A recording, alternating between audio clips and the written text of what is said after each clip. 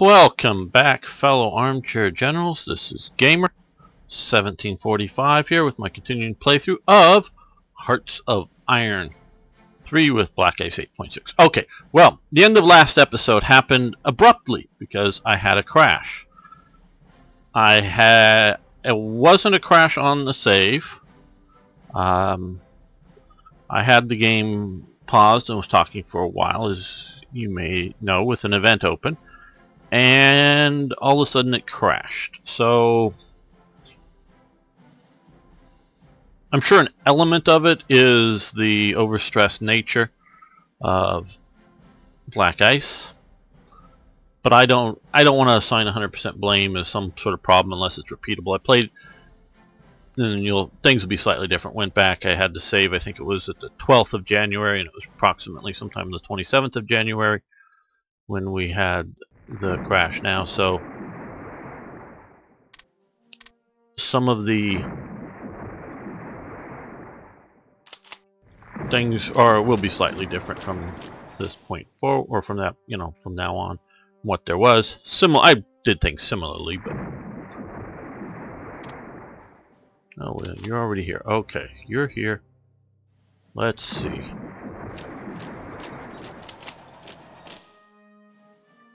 Oh, well, that looking good. Wow.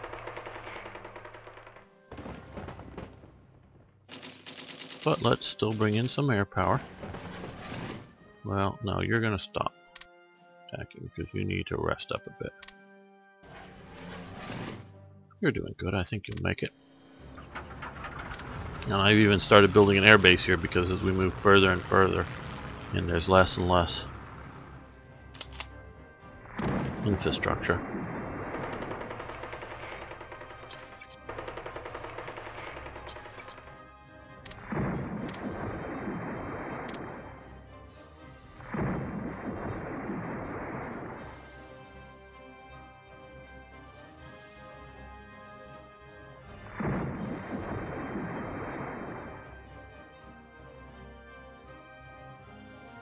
Oh yes, and I did save it just before starting this episode, so if we do have another immediate crash, at least it will be from, or I'll be able, get back from my last save. I'd have to redo it all again.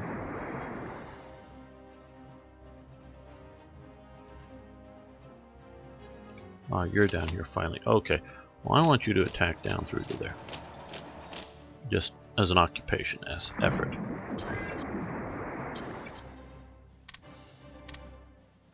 And so nothing was really lost. Okay, we give them money for rare materials, sure. We're massively in deficit as it is.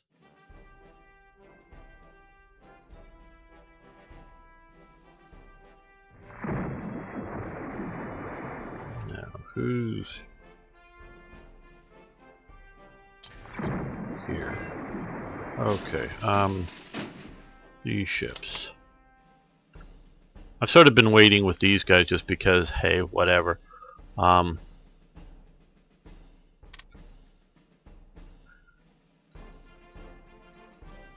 could run over, almost literally, both of these countries, but the problem is with here, if you have Iran become part of the Allies, then we're going to open up a front with the British here, and I don't really want to open up another front right now with that. So if they're part of the Axis, but you keep them out of the war, and then attack into here, and if you need to, you just drop in a para unit or something to secure a province and then drive across. So, we can... Doesn't mean we won't get Iran in, but we're still far enough away from both of those. So I am starting to load things. Well, we were leaving those guys back there. Load things back up on ship to send them back to Europe. And I think they will safely... Okay. reach there. This is mostly an Axis lake now.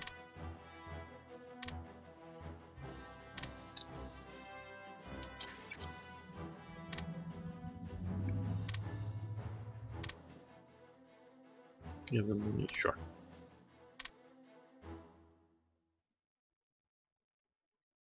And so we might see a bit of a... Oh, finally, okay. Upgrade that badly.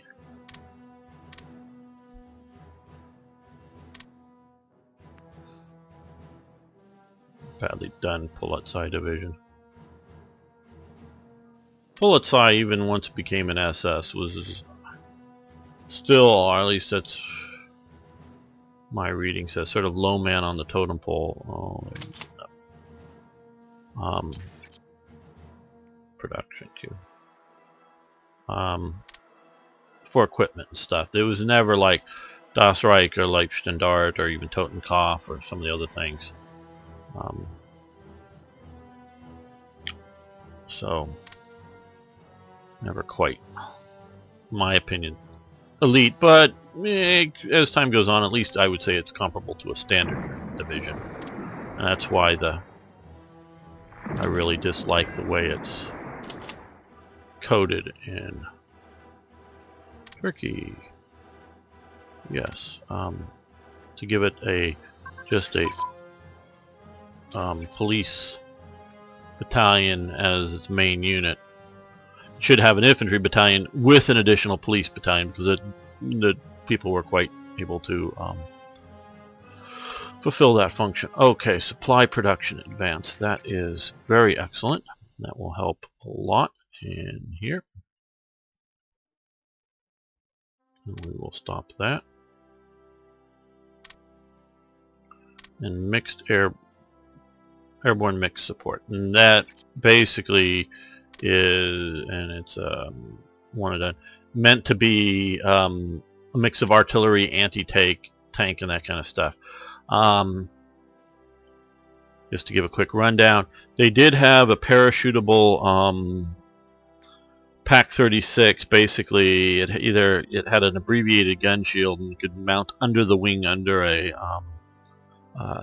aircraft, you know, a big transport, and drop with a parachute. So just sort of a lightened version of a PaK-36. You know, that's only so good. Obviously, if you're talking air mobile stuff, and I really would love, it's never going to happen for 3. I don't know if it's ever going to happen for 4 to have the difference between an air mobile and a parachutable unit, but they did come up with, well, obviously you can parachute in PaK artillery. You know, PaK artillery, it comes, you know, from packable artillery, basically, is my understanding of the history of it. And mostly it wasn't packable on men's back. It was like on animals' backs, burros, donkeys, that kind of thing. And that you could relatively easily in the field. It might take hours to set up, you know, or hour or two, depending on, you know, equipment. It wasn't meant to be flash setup, but well, quick is practical, but is to bring in, you know, the artillery barrel, the gun carriage, the wheels, and maybe a few of the other parts that could be removed, put them on mules. Well, obviously you can paradrop those, and you can paradrop in the ammunition into it. So that's very much what this is also. But the Germans were, along with the Americans, they also came up with, we were doing the recoilless rifle, the bazooka. They did a sort of one of the early, because the Americans, sort of late war though, I'm used to seeing it a bit more in Korea, a 57mm recoilless rifle. You know what that is? Later American standard was 106mm. But the Germans came up with, I think it's about 106mm or about 100mm, it looks that way from the photos, is a parachutable recoilless rifle that has a significant amount of range, because that's one of the questions. Bazooka is really short range. It's a recoilless rifle is in essence sort of a very short burn rocket, shall we say, meaning you don't want the rocket still burning as it leaves the tube, because then it would give a lot of backblast into the face of the operator. If you notice, the Panzerschreck for the Germans had a face shield, and often you can see some of the guys wearing, especially with the early ones, protective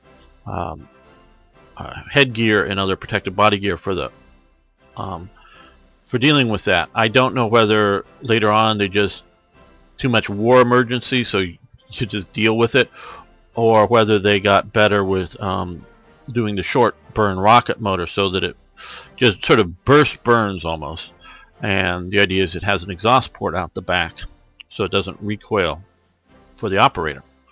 But even with the Panzerschreck, which had greater range than the bazooka, very limited range. So the Germans had a design that was packable in that it could disassemble, and you know, small rubber tires on it and things like that. So very lightweight, but fairly heavy to actually have the range, something that a guy can't, at least in any functional practical sense, fire from the shoulder.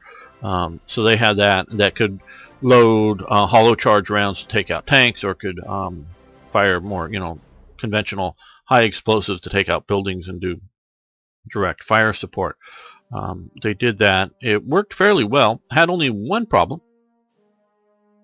When you fired it, you told everybody, "Hi, I'm here, right here," and even more so than a standard artillery piece. If you go out in the desert and you fire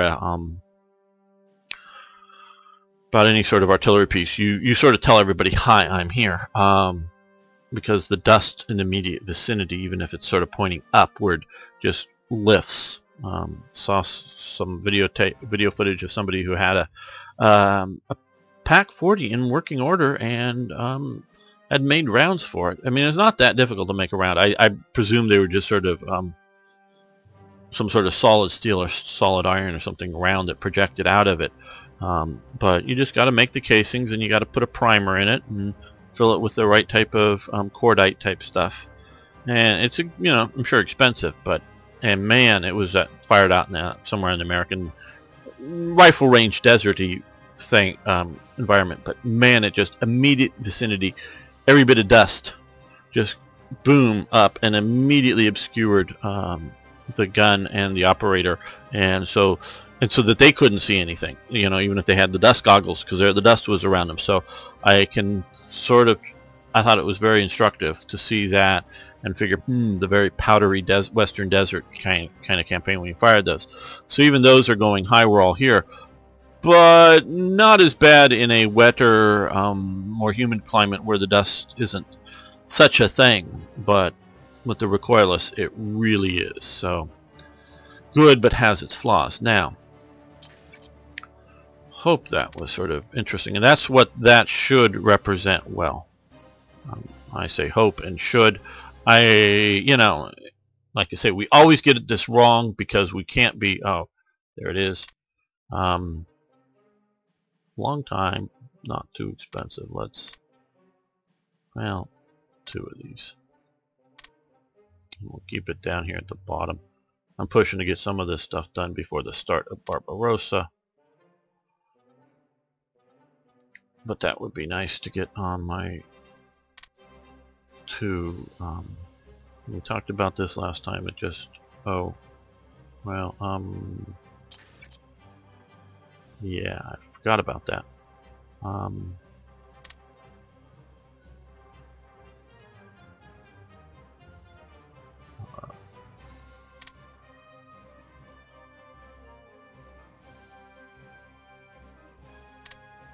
First.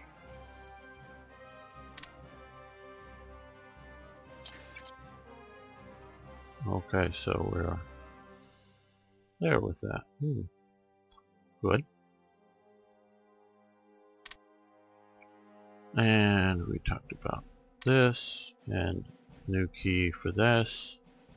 Oh, so this also, okay. That's sort of the thing. The 2 of those. But no, that's the other one was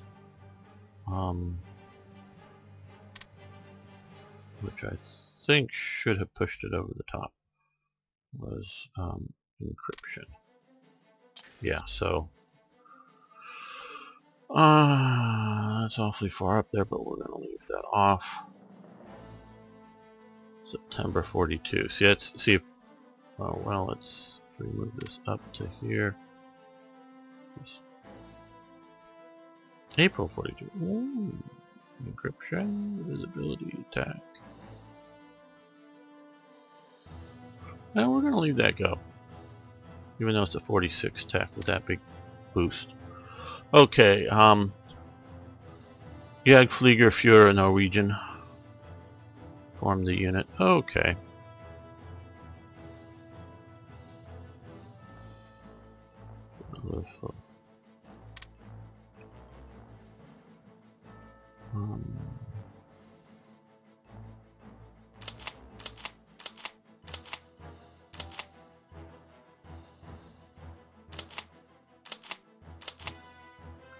There we go. Mostly just for immersion, but, and I say that, and it is. And you know, what's the point of the game? I ask you, what is the point of this game? For some people, it's to win. Is that a problem? Nope, not a problem.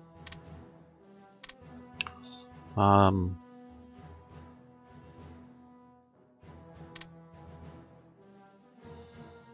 do I put this? Well, fortunately, Hearts of Iron 3, you can't take over the world as Luxembourg, so it isn't that broken. Do you really have a hard time winning the game as America against the AI? Now, I'm not talking against other humans, talking about the AI. You know, if you're going to have a hard time winning against the AI as the US, there's a little bit of a problem there. Now, you could say that about Germany and winning against Poland. Sure, yeah, no, I don't have any problem. I don't play the game to defeat, you know, as a challenge, as a ooh, I was able to win against Poland. Now, and a few people a while ago were posting that they've only recently sort of found this game. And that's cool. I guess we can send you down. We're going to go replace those garrisons. Be easier. And I very much, and the guy was having trouble on how to get through Belgium and into France. Well, he says, well, I needed to add, I should add engineer units to the mix. Yep, there comes in the British bombers. No, they're bombing. Oh, battle. Okay, we can actively engage them. I sort of like this because I think this costs a lot to repair. Oh, there's a bunch of these guys coming in. So long as we're, like I say, are actively engaging and winning and defeating these bombers, I'm sort of glad they come here.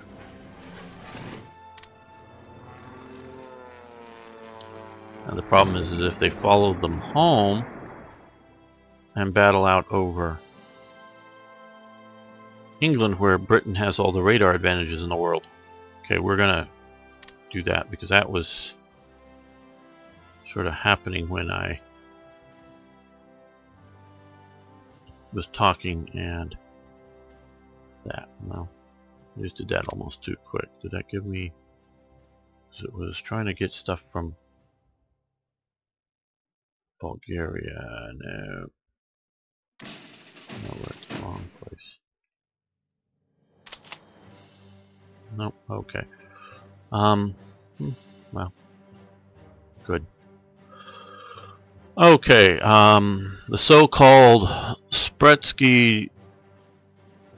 Oh, so yeah, so back to what I was saying. So, now if you're playing against other humans, I totally get the idea of playing to win, to defeat another human, playing within the realities. You know, this isn't the sort of the chess game where both sides are virtually equal or are equal. Obviously, one side gets to move first, but other than that, on chess, it's an equal footing. Where here it's, you know, well, how well can you play Romania against, you know, if you're especially having a bunch of other human players? Well, that could be an interesting challenge, playing Romania. Or playing, you know, Germany versus the Soviets. That would be a really interesting human challenge of winning, and I would probably be throwing more resources into critical things if I was doing that. But so what I am trying to do is play World War II as best we can interpret it through the game. So that to me is of a higher value. So having that Luftwaffe unit, since I'm not using it, because you could use it, I don't know that it gives any benefit to attach the few air units that I have up here to it. I could, absolutely, but studies show that range of air units from their base attachment doesn't seem to matter. So there's no point that, and I don't think any of these skills here, I don't think, we sort of wonder about whether supply usage skills or traits affect combat, and we don't believe that like superior air tactician translates to anything into the air. So it doesn't really help. So you don't need to attach any of the air to any of the headquarters. Don't need to. The reason you can is if you were going to turn on a front like the Soviets to the AI, you want to attach some air units to it so the AI can operate those air units in support of, whether you can attach it to a division, you can attach it to the theater, you know, however you want to attach, that the AI will use to support those in conjunction. So you can attach them to ground units. That's the only reason you can attach them to ground units, is so the AI can use them effectively in conjunction, or as effectively as they can, with those units. So beyond that, there's no reason to do that. So it comes down to, for me, is organization. I like the idea of fighter command. I can find that easier. I am starting to get some stuff that's out into the Indian Ocean that I may want to attach to its own thing. We'll see what this is here in a second. So that is a thing. The other thing is, from a game perspective, it does help, is there is another defensive unit here. You know, it has an anti-aircraft unit, so if this stack starts getting pounded by, well, there's also another one here, which I sent in, but the police don't have any. The militia, that headquarters doesn't. That headquarters doesn't.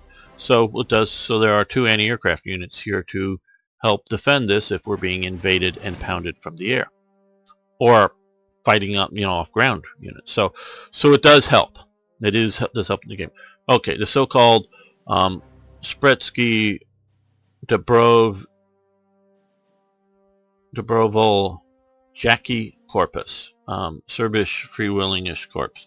The German military command for Serbia approved the formation of a civil approved the formation of civil administration to be headed by Serbian General Milan Nedek, realizing that the new government would need a means to maintain law and order and to combat communist-led insurgents which had already broken out across the land. The Germans granted permission on September 15, 1941 for the formation of a Serbian auxiliary corps in the strength of 5 battalions. Okay.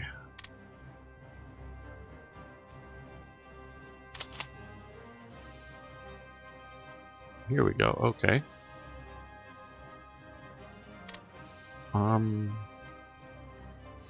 Well, we'll give them to there. Well, let's, yeah. I don't know if we have enough SS types. I wanted to see what this is. We're, see, now this is a slight problem, but maybe it's doing good here, of if we follow them too far, we want to, well, we want to kill these bombers. And then we want them to start repairing these bombers. So I keep having to remember that that's the encryption one. They send over bombers, we deeply damage them, then they have to start repairing them. That takes resources, and hopefully a lot more resources because we could even totally disorganize them before they actually get over their intended target. But I hope more resources than they destroy that we have to repair.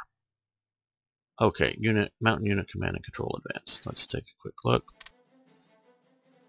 Yeah, I think we're going to stop that.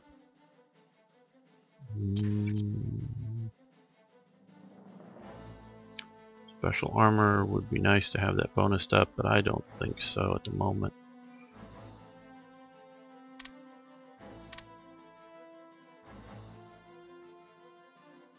Yeah, let's reduce the cost now that we're in that. And Schwer Gustav. Schwer Heavy Gustav and Dora were the names given to two massive German 180 or 80 centimeters or 800 millimeter railway siege guns were developed.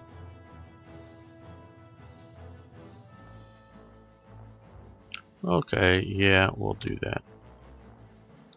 Just because they could be useful in, I presume they're in the production queue. Okay, and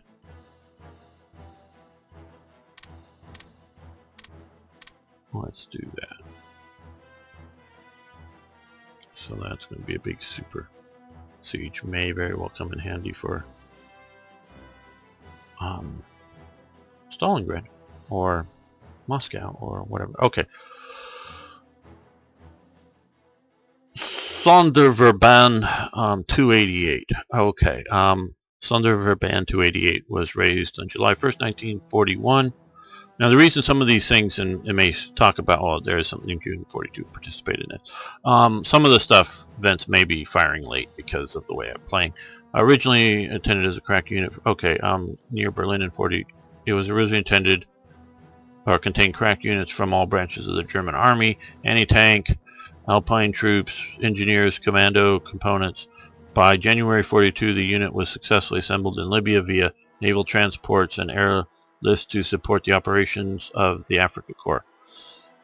In June 1942, it participated in the Battle of Bir Hakeim and took their share in the conquest of Tobruk. During the battles of El Alamein, the unit stayed in reserve. The Sonderverband 288 was the only unit resisted unit to initially shield. Sorry, I'm not reading this well. To shield the retreat of the heavily mauled Afrika Korps. By October 31, the Sonderverband 288 was reorganized and renamed the Panzer Grenadier Regiment Africa. In February 42 or 43, the unit seized the Kasserine Pass during the Untermenhen Verwilligungswinds Rommel's offensive against U.S. troops in Tunisia. Of course, you probably remember that attack being very dramatically shown in the movie The Big Red One. If you haven't watched, I remember I watched it as a kid when it first came out in the theaters. But if you are a World War II enthusiast and you have not watched The Big Red One, you really, really, really should. It is really good. It is sort of in that place that's just gotten to the place that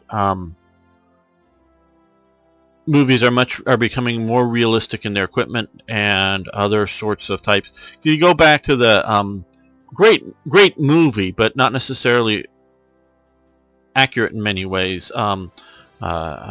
The Battle of the Bulge, starring Henry Fonda and crew. Really good movie. Telly Savalas was in it.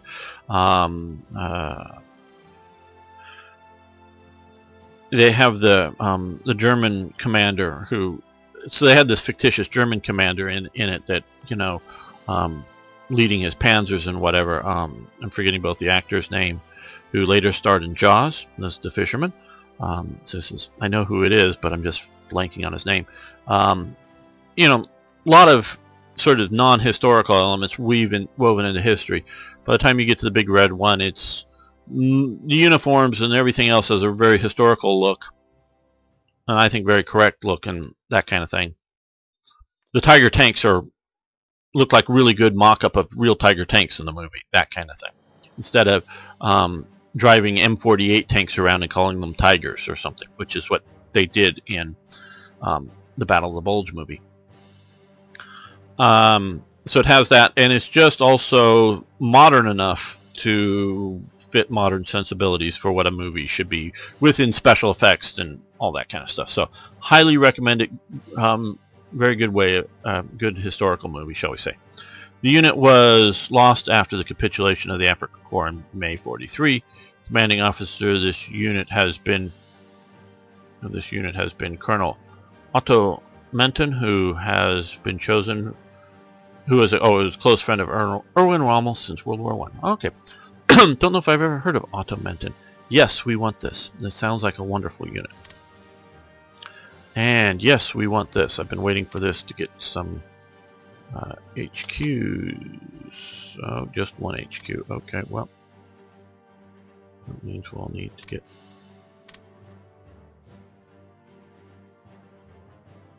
And... yes, good. I thought that would be here. Well, that's pretty cool. Okay, Don't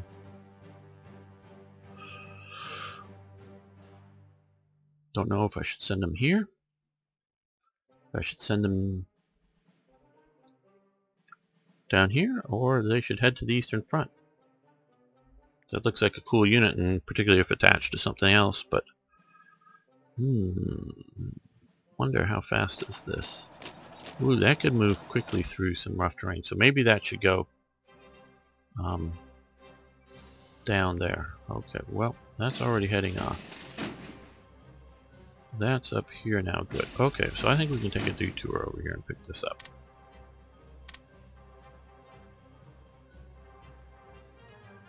Okay, the Polizei has... oh, keep doing that.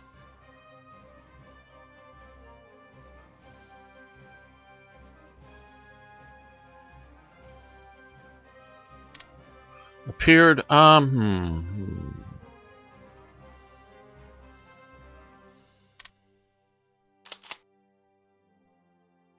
No, not Manfintel.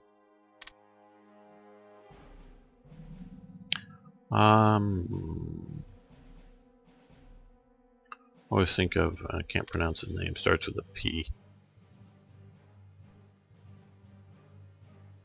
I think it starts with a P.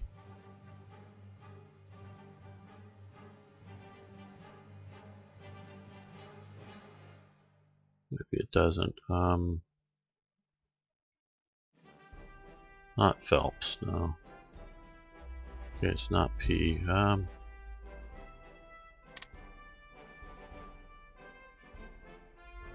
recognize it when I see it. Also the other one starts with an M, Maastricht or something I want to say, but I know it's not pronounced that way. Sort of the original guy, then the other guy comes in for a while, and then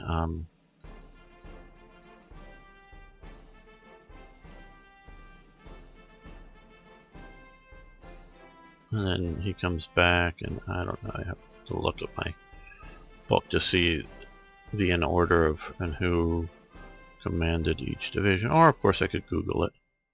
I think it's on YouTube. I'm not YouTube. This is the first commander, Mulvostedt. Okay, he's the first. The other one maybe even a Vaughn something or other. I don't know. Yes, we're having a OCD moment here as we search for an unimportant officer, because we're going to see about sticking the historical guy. And I'm thinking the second one. Oh yeah, Vaughn. That's him. Yeah, it's Vaughn. Von Pfeffer Weldenbrunch. So he's going to take the division now, and let's give it to the kiddo here under Hause. So he's forming his little SS Corps. And we also have a destroyer. We'll stick this here, and we're going to send him down to here. Doesn't matter who's in temporary command. Okay, Gunther Pern.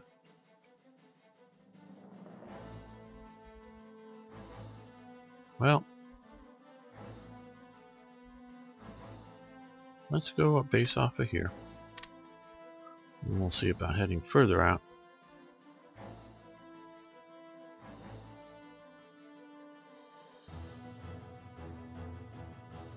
See, I was right. It did start with a P, though I wasn't taking into account of the Vaughn. Oh, also that other. Oh, okay. We need to keep checking that. Okay, that's too far ahead. Pardon me a little bit. And but this guy here was Otto Menton or whatever. Let's see if we can find him. See if they included him. We're gonna start under Menton, I believe. M-E-N, if I remember correctly.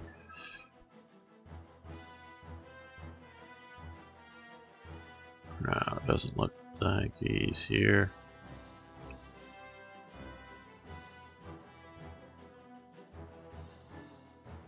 No. Okay, let's check out Otto. Could be that somebody put it O. Menton, but no. Or is it this guy here? Otto? No, because he's first last. No, okay, so he's not been added as a assignable general or unit. And I can understand it because he's very likely a colonel or something. It's just lower ranking. Now I've stuck in, and they later then stuck in the von Hippel, and he never made it very high. And that was I put that down as political reasons. He wasn't much of a Nazi.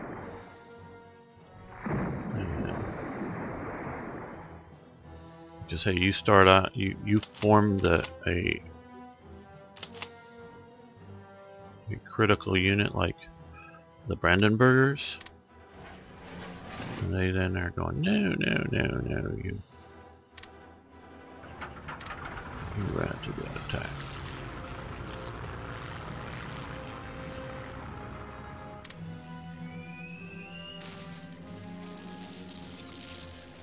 Hopefully, and now these guys are attacking now.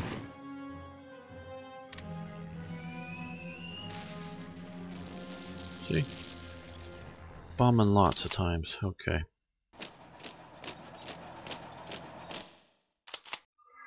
Okay, how long until it gets there? 20 hours? Oh no. February 17th, okay, and how long until he gets there? February 12th, okay, that's a few days saved. So, presumably these will be faster to go this way.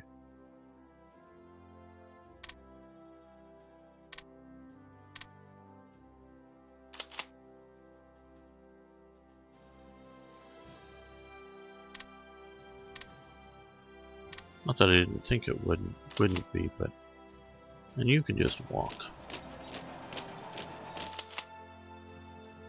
You're taking so long, let's also strategically redeploy you there.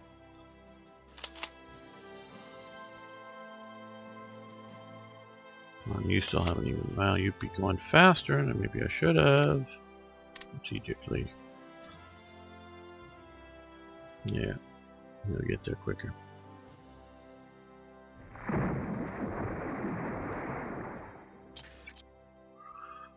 Okay, introduce the Type, what's it, Type 14 U-boat, Milchkund? Oh, Milchkel. Okay, I've heard that, Milchku, the Milchku. So you just, you gotta break these words up, Germans. Okay. Was a modified was a modification action of the Type 9D designed to resupply other U-boats. They were nicknamed Milchkuhen or Milchku.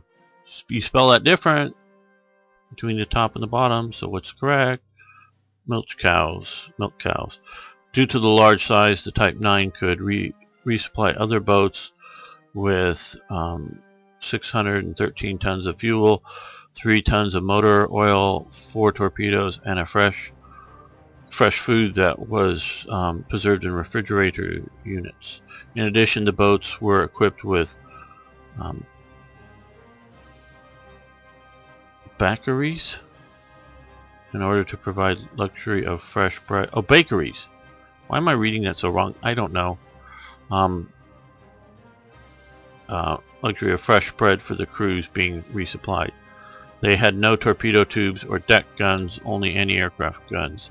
1942, the milk cows allowed the smaller type 7C boats to raid the American coast during the Second Happy Time in the Battle of the Atlantic. The milk cows were priority targets of the Allied forces. Now again, they could find them because, hey, come and meet me at reference, because they were reading the Enigmas. And not just radio defense, you know, not just like we're protecting convoys and, you know, able to out technologically advance, you know, take them out with better sonars and better hedgehogs and things like that, but actually hunt these things down away from, because obviously you would want to meet up away from the main convoy zones, so they should be damned hard to find.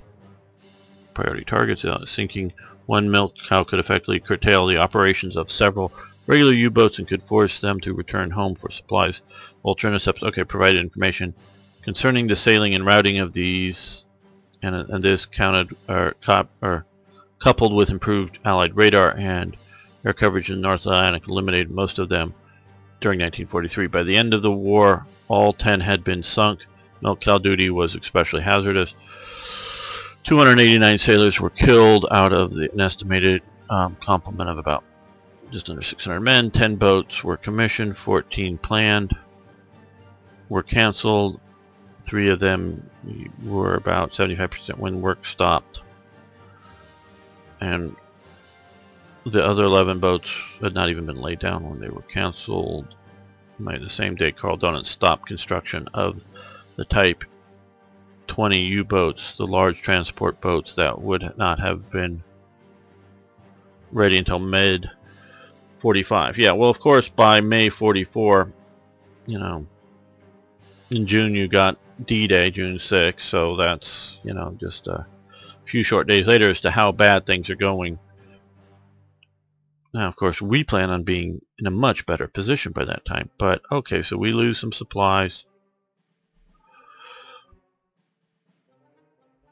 And we're going to, I think, immediately get trade interdiction there. So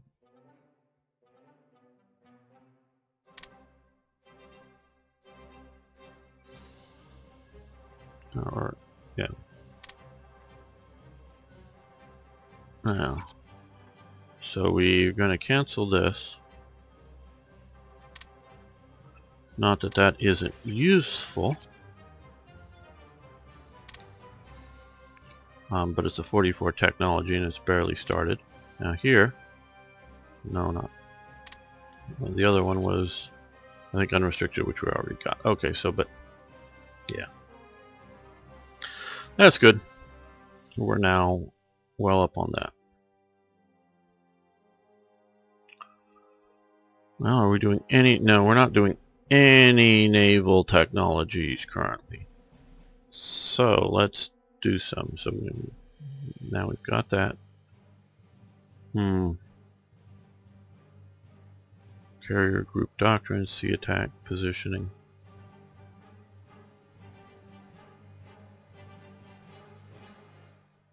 Let's do that. I know we only have one, and that's because I want to preserve it. We get too badly shot up. Okay, we have that one. I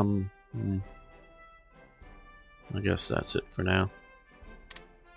Mentioning that, how is our carrier group doing? Hiding in Dakar. Okay, they're pretty healthy now, though we lost the 2 vessels. I wonder, should I bring over, especially once I get the 2 destroyers, because there's 2 coming. Should I bring over Bismarck and Tirpitz? Don't know. Where are we raiding with our submarines? Nothing really off of Dakar right now. So I forgot to send those back out when I redid that. Okay, well. Let's see, can we put it down here? No, it has very limited range, okay. These for a while, passively.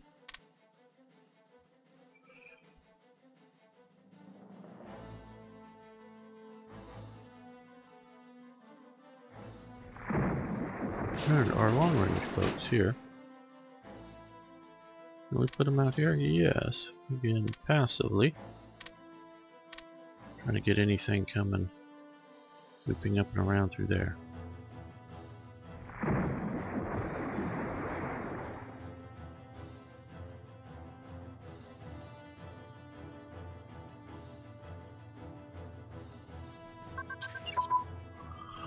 Okay, armored HQs have advanced. That is excellent. And let's do mountain HQs now. And yes, minor breakthrough, okay. And yes, be careful to take the top one. Let's see what these look like. Some of the later ones are a bit more support units to it than just the armored cars. I probably should, yeah, like I said, a lot of this is immersion and there's game winning stuff, so motorcycles are with these guys.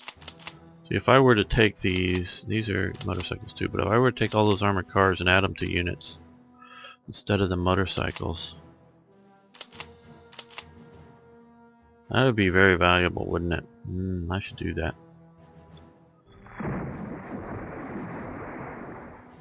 I think I will do that before too long. Not immediately. I try to do it off camera.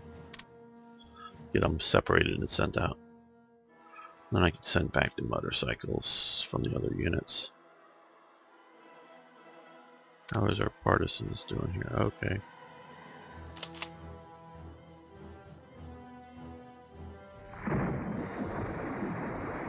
I think the main, because this is not really they used SS units here.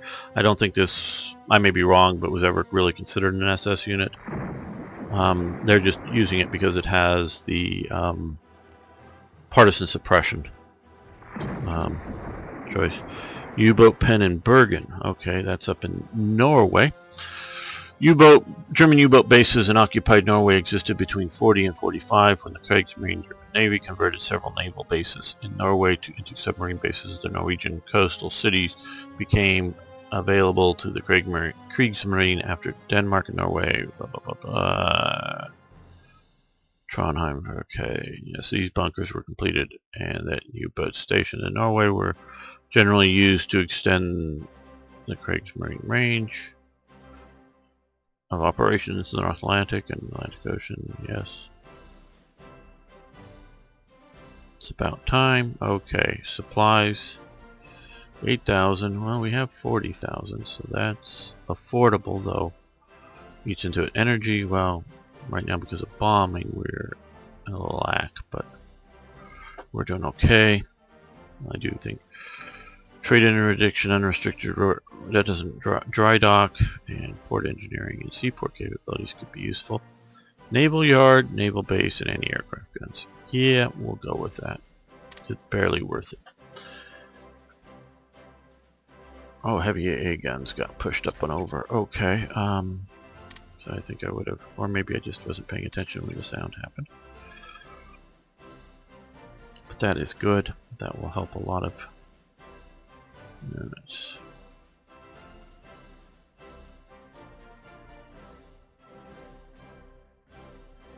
Artillery fire control techniques. Yeah, that's one to push ahead on. These are good too, but that.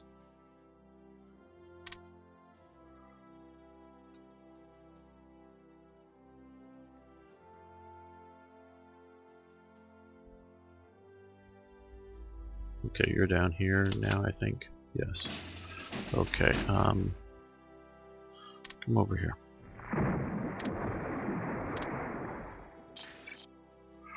Okay, prepare prepare a German-Finnish trade agreement.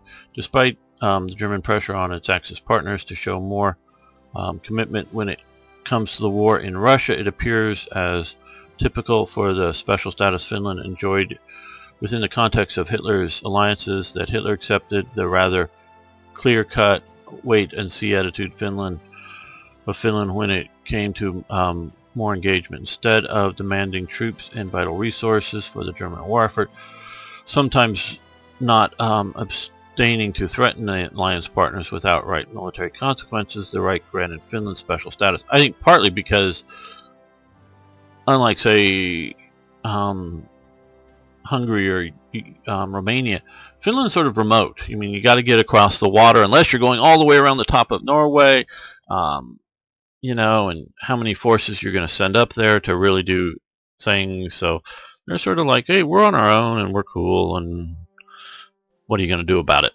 That's I really think it's part of it. Okay, Finland's needs, however, the same German. Oh, okay. Finland granted special. In early February 42, the German-Finnish state negotiation resumes, which made generous allowance for Finland's needs. However, at the same time, once more revealed the dependency of Finland's foreign trade on the Reich. In military terms, Finland's cautious and reactive behavior on the northern front was not questioned by the German leadership. Requests for any offensive activities in this sector were not directed at Finnish leadership in 1942. Yep. Basically, the Finnish themselves never pushed outside of its original sort of pre-Winter War boundaries. I think I think their timidity, I don't know if timidity is right, but but their unwillingness to push more aggressively, because as they see it as the continuation war, not the joining the Second World War. Because do remember, Finland never declared war against the Western Allies. They were only went in against the Soviets and only trying to retake the territory. But their limited pursuit outside of Finland, in my opinion, not the only cause, because had they done so, I'm not saying the Germans would have won the war. Far from it, because there was enough other mistakes. But by not pursuing more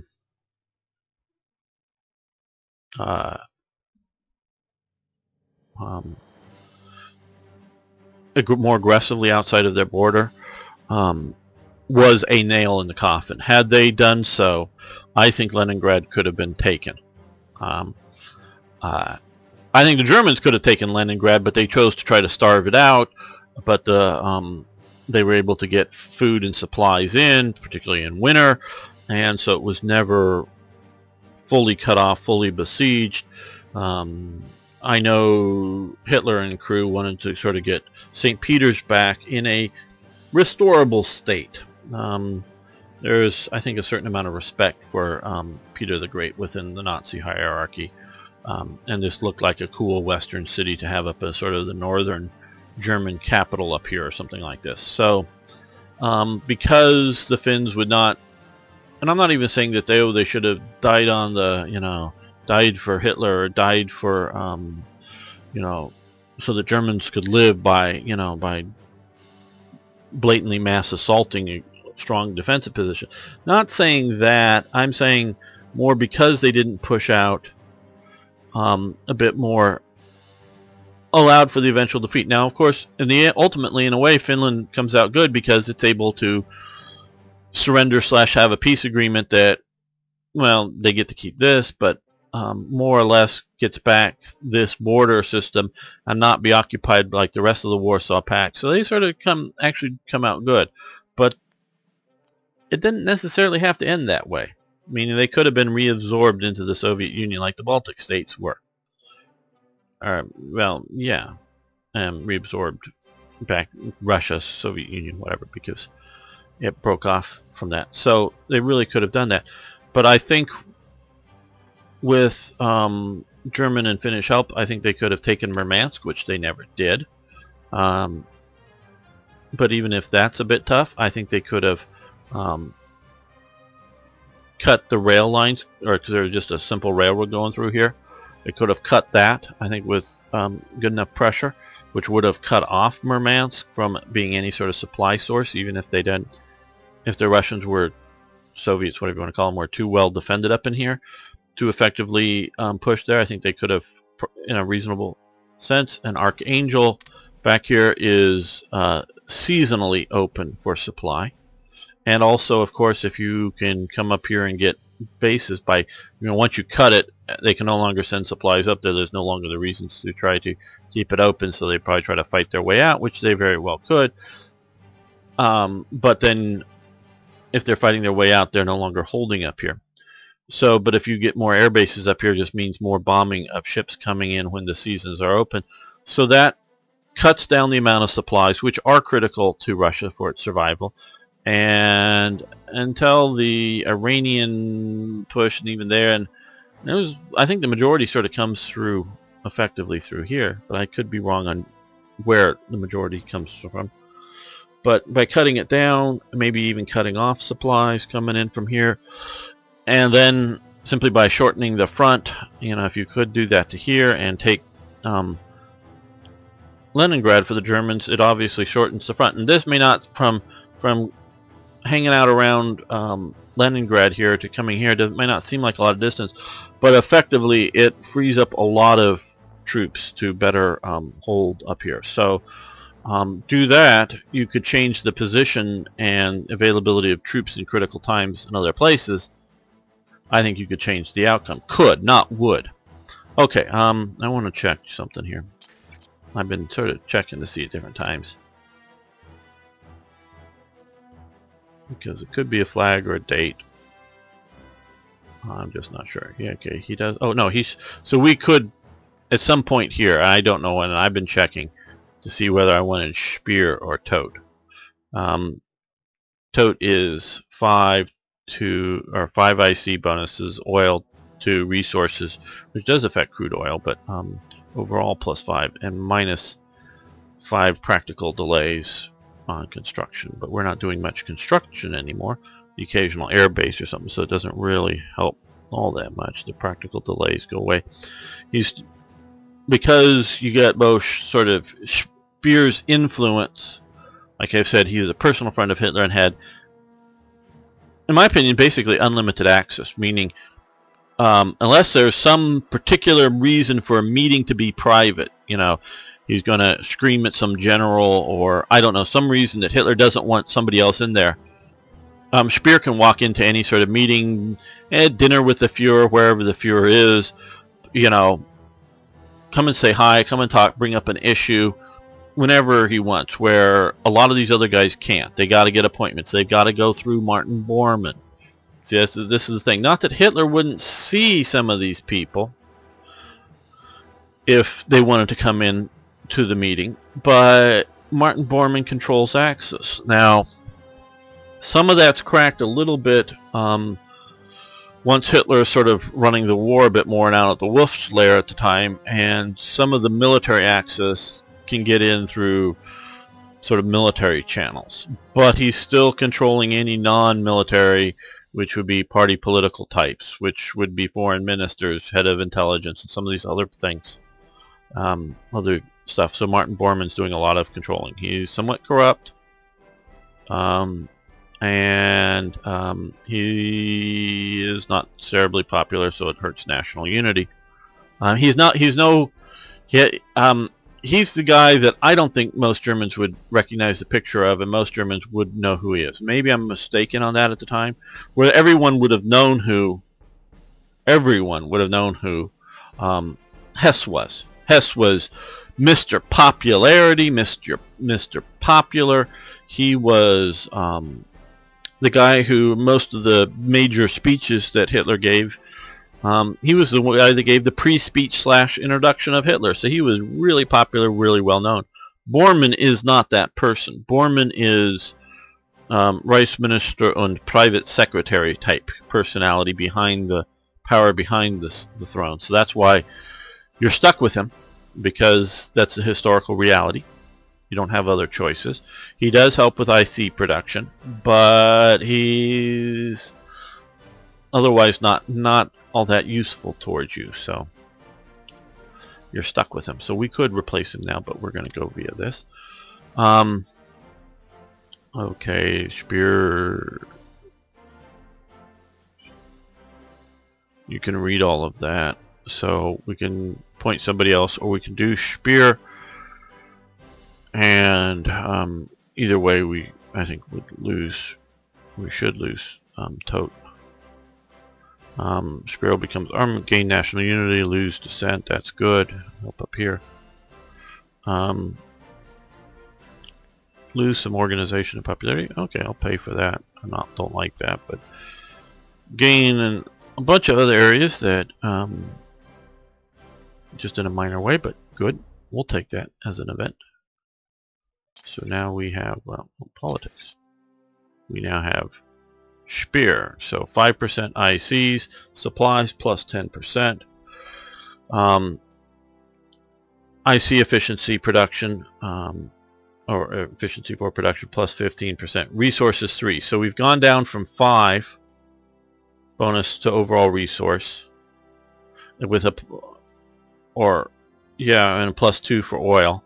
We've lost all that to just a generic 3, so it's not as good, and the practical delay is the same, but we're not doing a lot of constructing right now. So sort of a mixture of Tote and Spear, meaning Spear is sort of the production efficiency, organization Tote for the construction and the resource gain. So, okay, yes, you may have energy.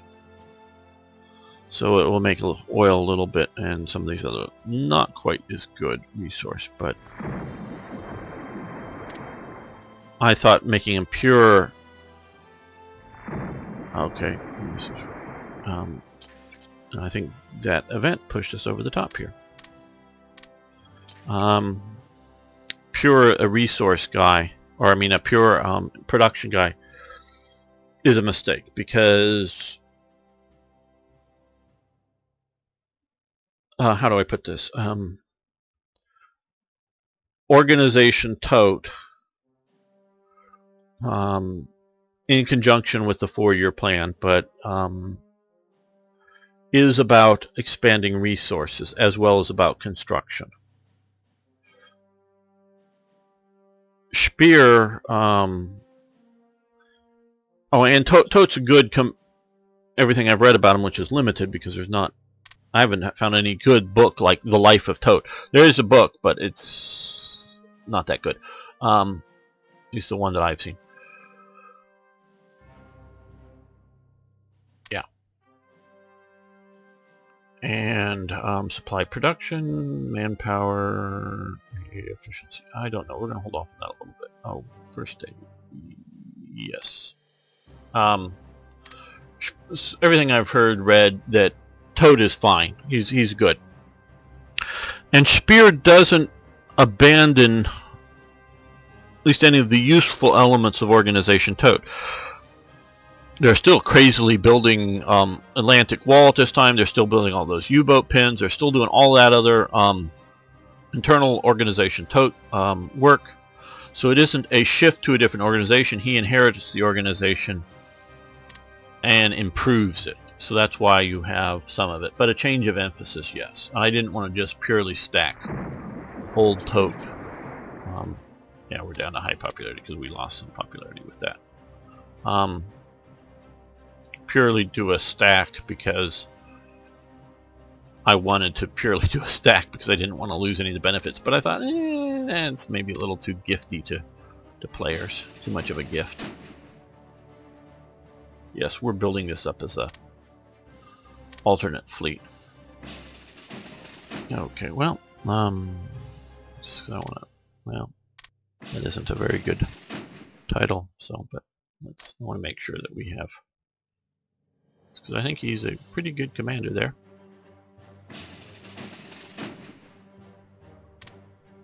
Okay, so now at least we are now protected from these normal submarine type actions, so we're doing good.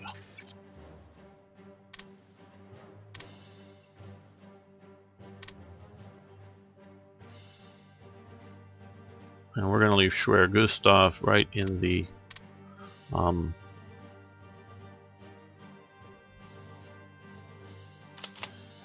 many hours? Ooh, 32.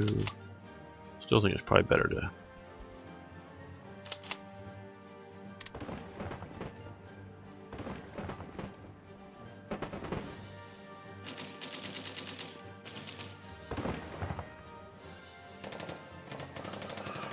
SR them than not, but I'm not sure.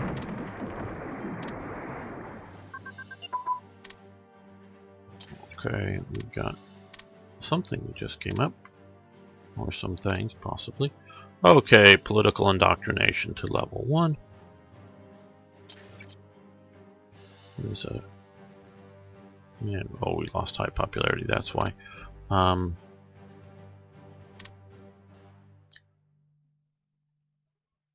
we're going to stop that. We may very well be back to that, but... I like to know that everything that I've said, or primarily everything I've... Oh, we need more production of stuff. Okay, I want to take a look at... There is a thought of turning him into a proper air landing command. But, okay, he could use that to the mixed support. And the engineers, too. And he has the mixed support. So,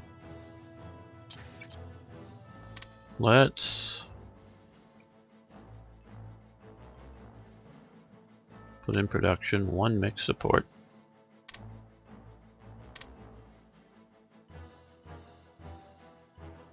And airborne engineers.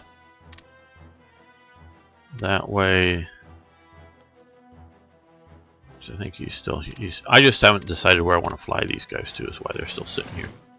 To be even a better airborne assault unit. And I've got these here, 2 more divisions.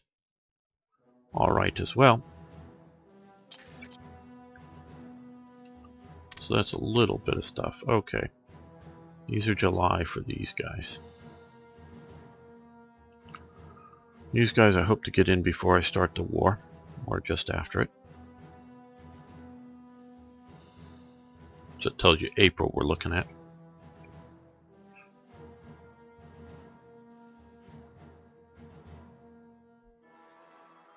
Okay, we're running low on manpower, and we're going to burn manpower invading the Soviet Union. So I was thinking about doing a bunch more regular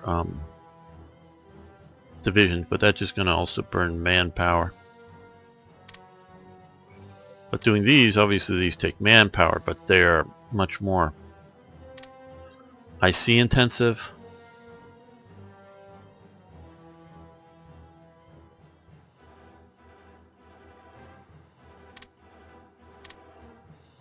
If you will.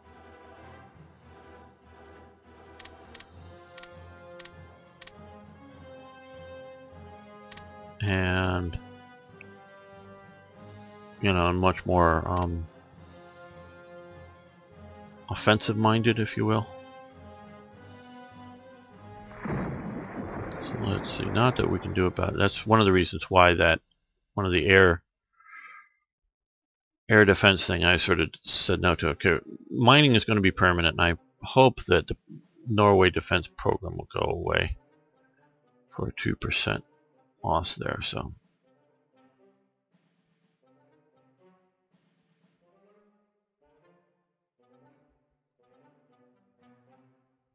okay, well, this episode's gone on long enough. I want to thank you all for watching. I want to thank you for liking the videos. I do appreciate it. And if you haven't already, please subscribe. And of course, I love hearing from you, so please post questions, comments, suggestions, ideas, corrections below. See you next time for more, you guessed it, Hearts of Iron.